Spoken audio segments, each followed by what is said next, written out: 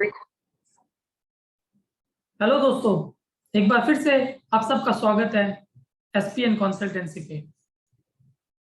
आज का टॉपिक जो है वो बहुत ही महत्वपूर्ण है, तो इस वीडियो को अंत तक जरूर देखिएगा। तो आज का जो विषय है, जो टॉपिक है आज का, वो है कि अगर अपने जो त्रिक भाव होते हैं, त्रिक हाउसेस होते हैं, उसको कैसे यूटिलाइज करना चाहिए, उससे हमें कैसे बचना चाहिए और उसके अच्छे रिजल्ट्स कैसे लेना चाहिए। तो यही आज का टॉपिक है।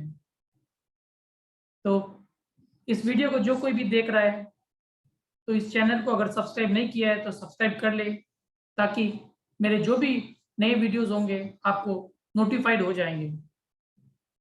तो चलिए दोस्तों, without wasting time, let's begin. तो जो मैंने त्रिक भाव आपको बताए थे, वो जो त्रिक भाव है, एक तो छठा भाव होता है और एक आठवां भाव होता है और एक है जो 12वां भाव होता है। 6th house, 8th house and 12th house. जब भी इन भावों की जब भी दशा चले, या इन भावों में जो लॉर्ड बैठे हैं उनकी अगर दशा चले, तो ये बहुत ही प्रॉब्लमेटिक होते हैं, बहुत ही घातक होते हैं। छठा भाव जो है रोग ऋण शत्रु को दिखाता है। आठवां भाव होता है जो दुर्घटना को भी दिखाता है, और सबसे ज्यादा प्रॉब्लमेटिक भाव है जो आठवां ही कहलाता है। और जो 12वां भाव होता है, दुर्घटना होने के बाद वो सीधा हॉस्पिटलाइजेशन ही करवाता है, और वो 12वां भाव जेल यात्रा भी करवा सकता है। तो अगर कुंडली में ये या चार्ट में अगर आपके दशा में इन भावों का ऑपरेशन चल रहा हो, तो उससे कैसे बचा जाए, तो जो आज का टॉपिक है वो इसी के ऊपर ही है। तो अगर आपके कहीं पर भी कुंडली में छठा भाव बोल रहा है, तो आपको रोजाना एक्सरसाइज करनी चाहिए, रोजाना आपको योगा करनी चाहिए। ये छठा भाव का है जो फर्स्ट पॉइंट है, ऑलवेज डू एक्सरसाइज। अगर आपको छठे भाव से बचना है तो।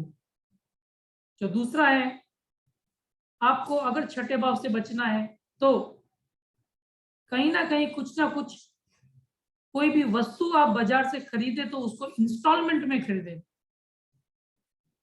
अगर आप उसको इंस्टॉलमेंट में खरीदते हो, तो आप अपने छठे भाव को कंट्रोल में रख सकते हो। और जो रिलेशनशिप में जो छठा भाव है, वो अपने मामा को दर्शाता है, अपने सर्वेंट्स को दर्शाता है। मैंने अपने लास्ट वीडियो में जो सर्वेंट का वीडियो था कि सर्वेंट घर में क्यों नहीं टिकते हैं, उसमें भी मैंने बताया था।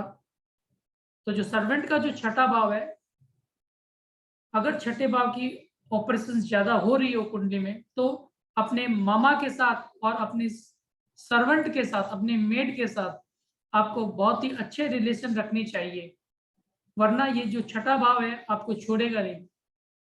अगर एक बार ये पकड़ लेता है, तो ये रोग ऋण शत्रु तो जरूर ही देता है। जो अपना नेक्स्ट है वो आठवां भाव है,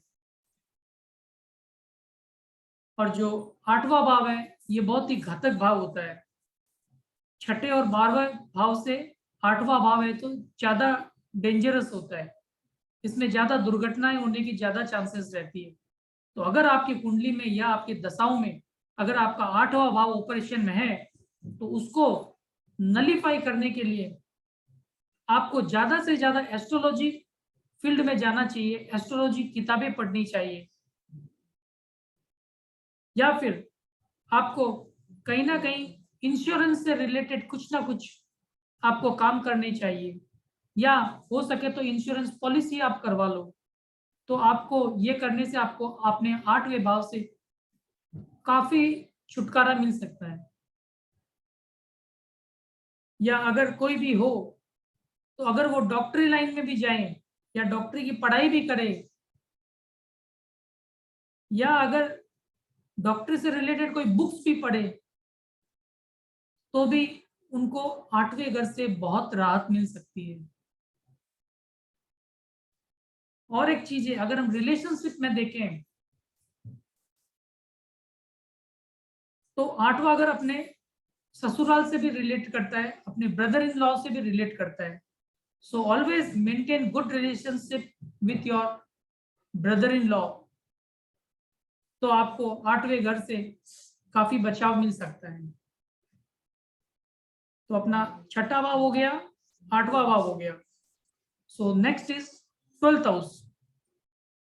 तो जो 12वां भाव है, वो जैसे मैंने कहा आपको जेल यात्रा करवा सकता है, आपको हॉस्पिटलाइजेशन करवा सकता है, आपके खर्चे बढ़ा सकता है। ये भी एक तरह से इतना भाव अच्छा नहीं गिना जाता है, हालांकि इनके पॉजिटिव रिजल्ट्स भी मिलते हैं। बट मेरा कहने का मतलब यहाँ ये है कि अगर आपको दशाओं में खराब रिजल्ट मिले, तभी आपको ये चीज करनी है, ताकि आपको पॉजिटिवनेस में वो चेंज हो जाए। तो अगर आपकी कुंडली में 12वां घर ज्यादा बोल रहा है, तो आपको क्या करना चाहिए? आपको रेगुलर हॉस्पिटल्स में विजिट्स करना चाहिए। मैं क्यों बोल रहा हूँ ये? क्योंकि 12वां घर हॉस्पिटल को दिखाता है।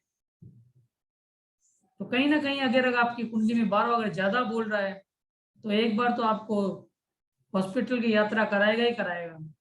तो उससे पहले ही आप एक बार यात्रा करके आ जाओ, तो वो ज्यादा बेटर है ना।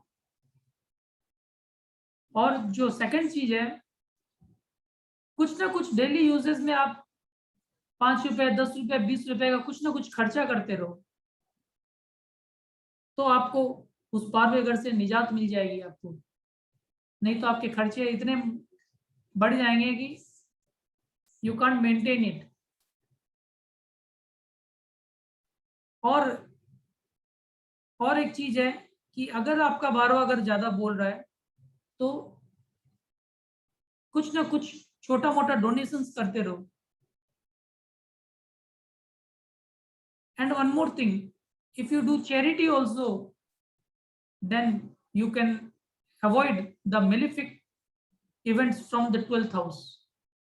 So donation, charity, hospitalization, and small penny expenses can save you from the 12th house. So दोस्तों, ये जो टॉपिक था 6ठे, 8वें और 12वें घर पर था, ये बहुत ही महत्वपूर्ण वीडियो है, बहुत ही महत्वपूर्ण वीडियो है। तो आपको एक दो बार आप फिर से सुनेंगे तो आपको बहुत अच्छी तरह से क्लियर हो जाएगा। फिर आपको पता चलेगा कि ये कितना इंपॉर्टेंस है। मतलब मैंने एस्ट्रोलॉजी का बहुत बड़ा इंपॉर्टेंट सूत्र आपके सामने खोल दिया है। तो आई होप ये वीडियो आपको अच्छा लगेगा। अच्छा लगा हो तो जरूर इसको शेयर करें, क्योंकि इसमें बहुत इंपॉर्टेंट बातें बताई हुई है। बाकी लोगों तक भी जाए तो उनको भी काफी हेल्पफुल होगा। और जिस किसी ने भी मेरा वीडियो सब्सक्राइब नहीं किया है, तो तुरंत ही सब्सक्राइब कर ले, क्योंकि आप लोग लाइक्स, कमेंट, सब्सक्राइब करते हैं तो मुझे बहुत मोटिवेशन मिलता है। इसी मोटिवेशन मुझे और प्रेरित करता है कि मैं और अच्छे अच्छे वीडियोस लेके आऊं। So thank you friends. अगर किसी का भी कोई भी कमेंट्स हुआ, तो आप कमेंट बॉक्स में आप मैसेज कर सकते हैं। मैं देख करके जरूर उसका रिप्लाई करूंगा। सो थैंक यू गाइस, मिलते हैं नेक्स्ट अच्छे वीडियो के साथ। One more. So good bye and good night.